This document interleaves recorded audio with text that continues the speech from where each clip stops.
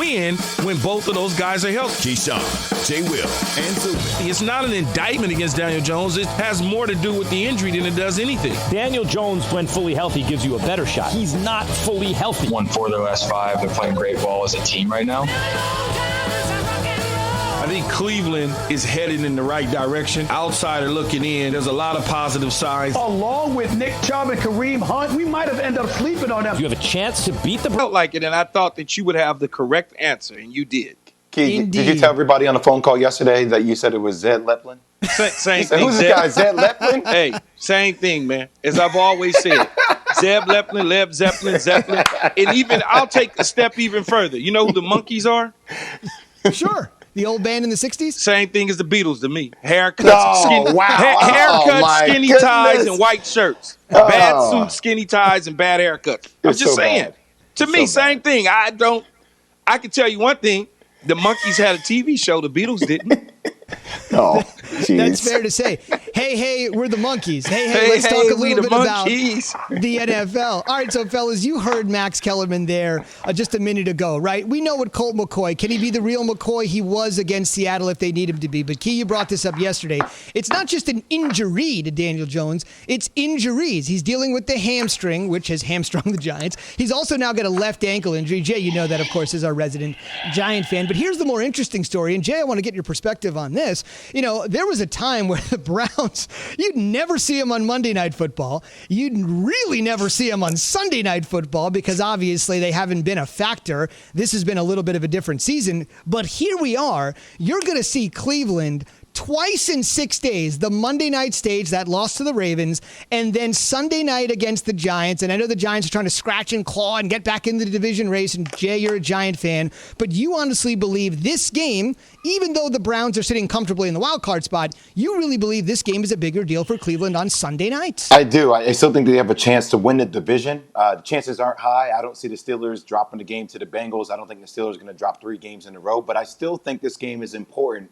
The worst thing I want to see is the Browns, after that incredible performance against the Ravens, then come out against a team that Jason Garrett, their OC, on the COVID list. James Bradbury on the COVID list. Daniel Jones hurt, kind of injured, still with that hamstring. Who knows if he's going to play or be mobile in the pocket after being sacked 6 times against the Cardinals and them dropping that game. Even if Colt McCoy is playing, I think the Browns have to continue to trend towards their ceiling, which is a team that can compete against the Kansas City Chiefs and the Buffalo Bills to win the AFC.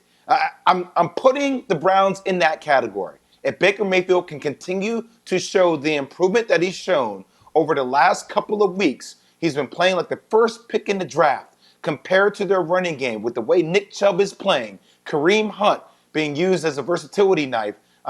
It's just they have all the pieces. You just don't want to. There's a part of me that's still waiting for the Browns to brown it. And like a chance for them to brown it is against the Giants who are depleted. I don't want to see that happen to the Browns. And I'm a Giants fan. I want to see the Giants win, but I think the Browns can accomplish more. Yeah, I think the browning thing is out now. It's over with. No one. The Cleveland Brown fans don't have to worry about the Browns becoming the Browns of old anymore. Kevin Stefanski and Andrew Berry, the general manager, are on a different trajectory with this team. They're on a different train now. That train with Freddie Kitchens is gone. Hugh Jackson, gone. Chris Palmer, gone. They don't have to worry. I can tell you firsthand and just seeing it with my own eyes, they don't have to worry about the way things have ended in the past. You look at the Monday night game against the Baltimore Ravens, they certainly showed that they can come back from behind, double digits down, and make it a game, something you didn't see in the past. I don't see a let-up. The Browns are beating teams that they should beat.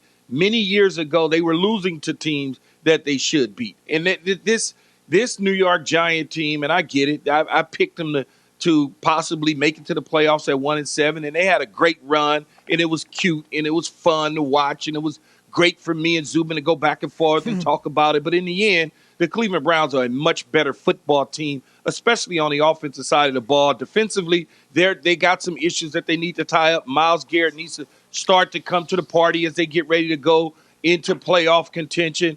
Then they become a full team. But I think they have enough on the offensive side of the ball and just enough on defense to get past the Giants and Colt McCoy or a injured Daniel Jones. I don't see any other I don't even see any way that they're going to sneak up on the Browns like they did the Seattle Seahawks. I just don't see it happening. And we're asking this morning on the Keyshawn, J. Will, and Zubin Nation, whose Sunday night is more important to? I mean, this is a big, big spot. The Browns or the Giants for various different reasons. 71% of you are with J. Will. It's the Browns. At Lee Dex 66 just hit us up on the Dr. Pepper Twitter feed and said, Browns need to stay hot and confident going into the playoffs, cannot have a letdown against a team like the Giants. If they lose, believe playoff hopes will start to fade away. And Key, this is a point that you brought up, which is interesting because there's clinching that 10-win season for the first time since 2007, trying to snap the NFL's longest playoff drought. Though I should mention, even if the Browns win on Sunday night and they get 10 wins, it would still not clinch a playoff spot. There are 5 teams that can clinch a postseason berth this weekend with the win, but the Browns are not among them. But there is something to be said. If you're going to bust out and do it in a big way, don't do it at 1 o'clock on CBS or Fox with 13% of the country watching.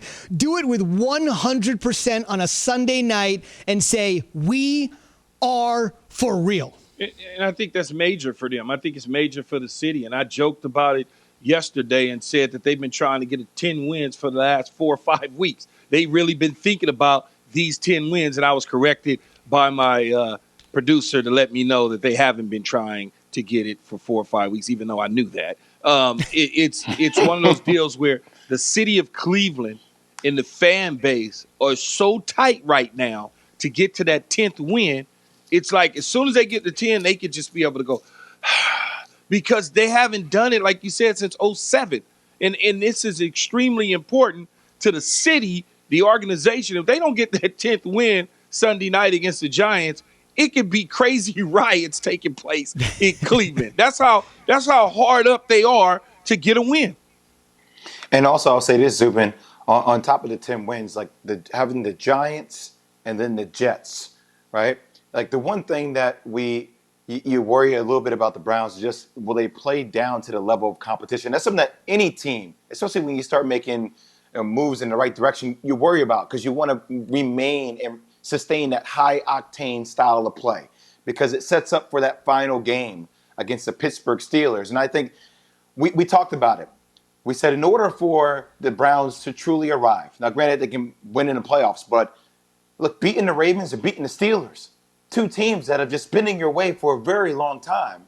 And I think the Ravens game, it came down to the wire, a couple of things that happened wrong. They lose that one. But I think the Steelers game is a game that they need to get, especially going into the playoffs. They need to get that one. They should go 3-0.